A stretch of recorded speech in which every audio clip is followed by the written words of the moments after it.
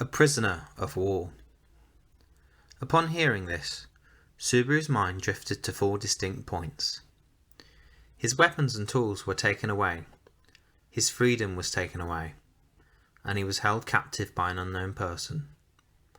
As Otto said it, it was a natural situation to be prepared for death. Subaru... Subaru was trapped in a place that looked like an encampment built for a battle, as seen in tiger dramas. You can see a number of tents, along with rows of gears and weapons waiting to be equipped. The men coming and going had a sombre air about them. They were a mixed army of human and demi-humans. Subaru was seated on the hard ground, in a place with a simple curtain to block the wind. His hands were tied behind his back, and his legs were shackled, depriving him of his freedom. However, what's important to Subaru is more than that. Rem was with me. There was supposed to be another girl with me. What happened to them? Oh? When you told you're a prisoner of war, the first thing that comes to your mind are those girls? Are you really sure they're the ones you should be worrying about right now? At Subaru's quiet question, the man crouched in front of him. This young man seemed to be the person who stopped that violent man who shoved a shoe into Subaru's mouth. The man then closed one eye. He was a young man with bright orange hair, a little older than Subaru. He had a friendly smile on his face, but it didn't ease the tension of the situation. He's not wearing a full set of armour, but rather he's wearing some light armour to go with his gear. So he must be one of the warriors in this camp. He is not a knight, but a warrior. Having spent more than a year in this different world, Subaru had several opportunities to compare knights to warriors. Of course, there are key differences in position and authority, but there is a visible difference between a knight and a warrior, not just a practical one. Knights were glamorous and warriors were rugged, but not in a bad way. It is a key difference though. A knight must not only have skill, but must also be able to win over the hearts of people. In this respect, a knight such as Reinhardt and Julius must keep up their appearance. On the other hand, a warrior needs only the strength to fight. This is why the men gathered in this camp are warriors, and the young man in front of Subaru is no exception. Subaru, I'll ask you one more time. Can you tell me about the girls that were with me? Man, you're a stubborn one. I don't hate you though. They're safe, don't worry. They're both fine. But they're a little bit too energetic. Ah, really? The young man smiled bitterly at Subaru, who barked back his answer. When Subaru leaned forward to get the answer he wanted to hear, the young man said oops and pressed his hand on Subaru's forehead to prevent him from falling over. Question mark, question mark, question mark. Your hands are feet are bound. Don't get too carried away, or you'll fall over and bite your tongue. Oh, and don't glare at me like that. They're both safe, I'm not lying. Subaru, don't give me that half-assed answer about either of them. As long as the blue-haired girl is safe, that's all that matters to me. Question mark, question mark, question mark. Hey, that's a pretty heartless answer, isn't it? It was an honest answer, but there was no point in telling the young man that. Anyways, once Subaru believed the young man's words, the next question was the location of Subaru and the others. The young man had said earlier that he had taken Subaru prisoner. Subaru, it's hard for me to accept that I'm a prisoner of war, but if I am, why am I being separated from Rem and that other girl? Question mark, question mark, question mark. If you want to see them, I'll let you see them later. As long as you're willing to answer our questions honestly.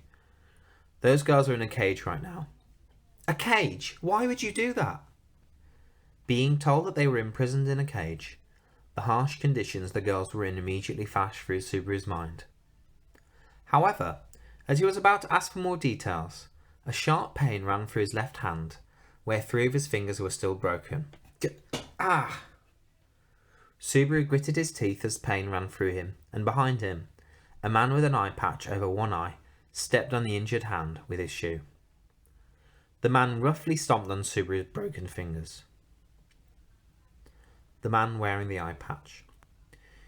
If you've been listening, you're a man who doesn't have the awareness to be a prisoner, you know. All you've got to do is answer the question, don't you? Yeah? Question mark, question mark, question mark. Jamal, stop. He's going to faint again. Jamal. It pisses me off that he doesn't know his place. If he's okay from the neck up, he can talk. He has 3 broken fingers anyway. He can get 2 more. Jamal. Jamal, the man who violently stomped on Subaru's hand, threatened him with an evil smile. Suddenly, the young man called out Jamal's name in a quiet tone. Hearing this, Jamal choked up and reluctantly stepped back. Okay. Gah. Damn it. You can thank Todd for that. You make me sick. Jamal releases Subaru's broken fingers and spits on him. Right after that, Jamal turned away and irritably walked away. As the sound of footsteps faded, Todd scratched his head. Good grief. Jamal's got a temper, you know. It was Jamal's unit that found you guys by the waterfront. His unit? But I heard that one of your companions put up quite the fight. Half the men in Jamal's unit were decimated, and the captain's face was ruined. Ah, ha ha ha ha. Subaru felt like clutching his head as he realised what had happened. It must have been after Subaru had crawled out of the river and lost consciousness. Rem was the first to wake up, and then she beat Jamal and his comrades to a pulp when they arrived. That must be why Jamal is in a bad mood. At first glance, Rem is a pretty girl who can't move her legs, so Jamal and his comrades can't be blamed for allowing her to attack first, but... Man, I really hate that Jamal. Ha ha ha, that's odd. I don't like him much either. Not to get too off topic, but how are your fingers doing? They're definitely broken. The pain is getting a bit better though. Still, the stinging pain was constant, but Subaru gritted his teeth and temporarily shut out the sensation of the roaring pain. He'll deal with the pain he has accumulated later, time permitting, but for now, right in front of me. Todd-san, is that right? Yes, it's Todd.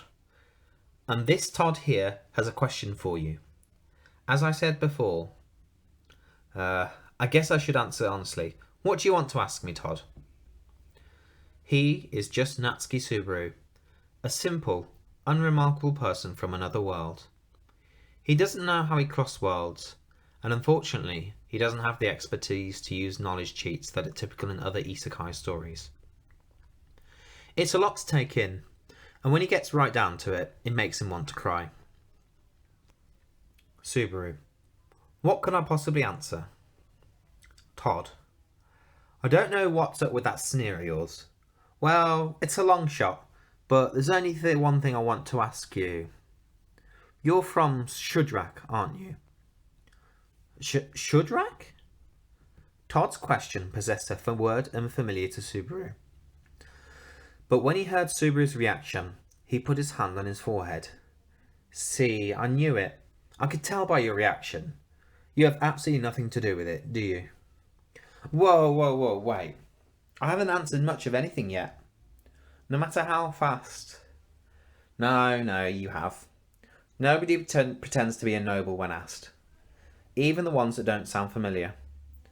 No one will believe you if you say that you're from Shudrak. Subaru. ...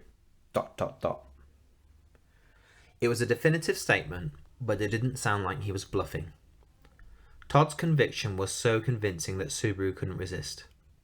But then again, who are the Shudrak? Well, they're the people that we're looking for.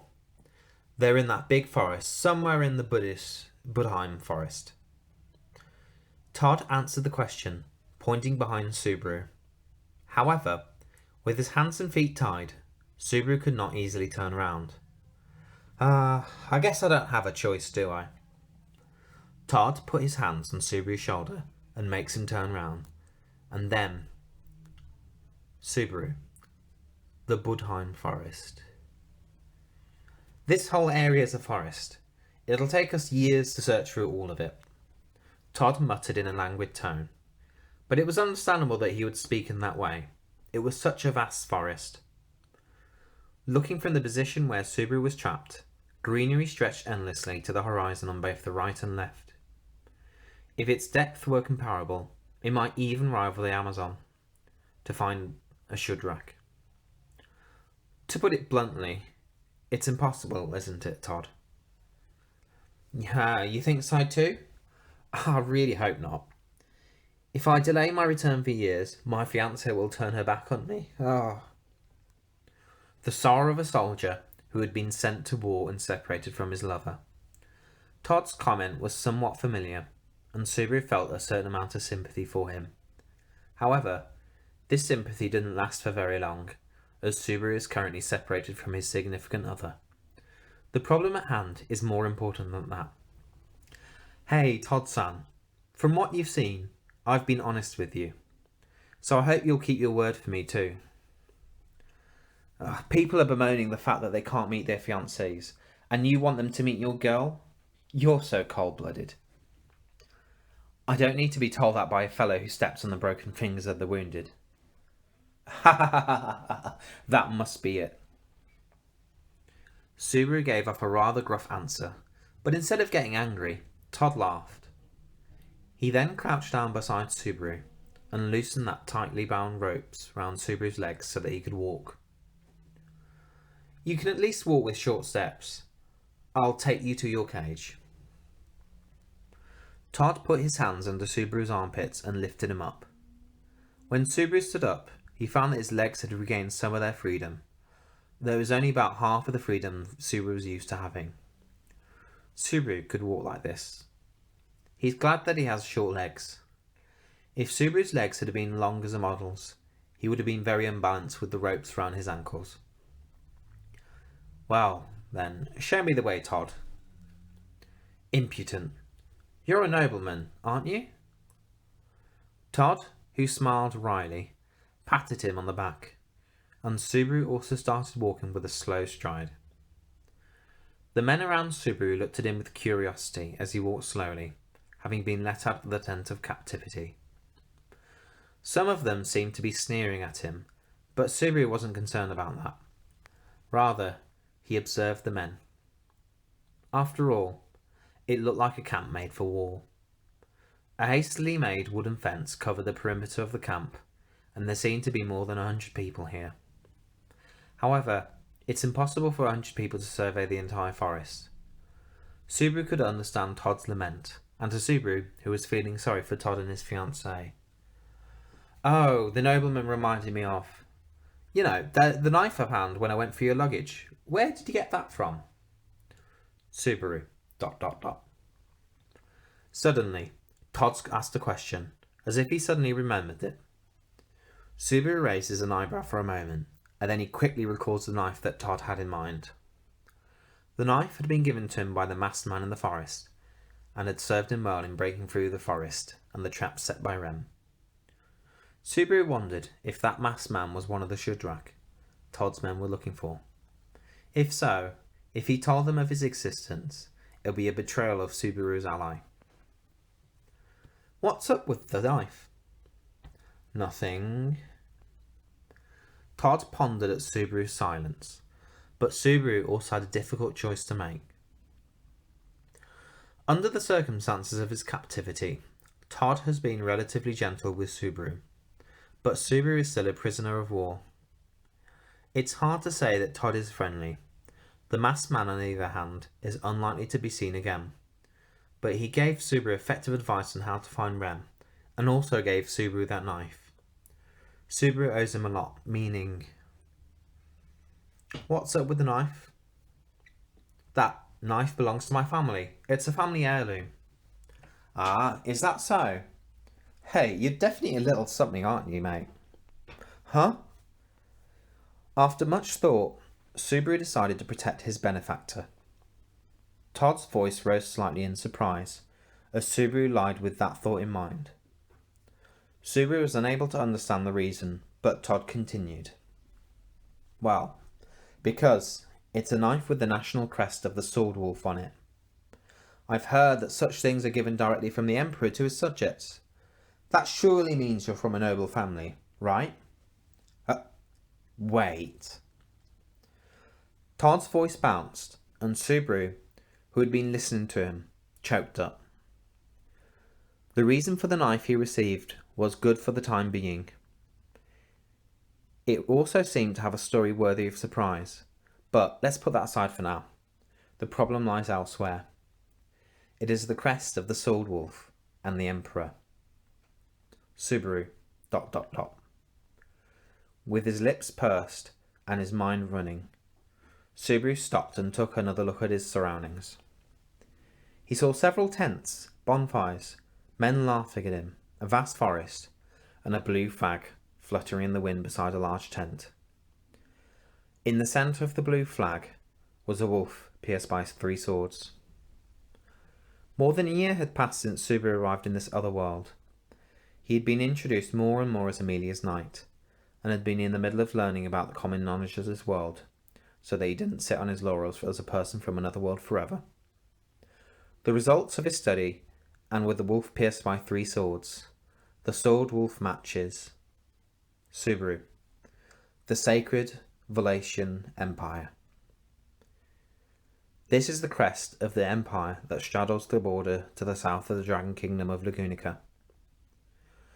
It was only at this moment that Subaru realised that they had been sent to another country, beyond the borders of the kingdom, and into the empire.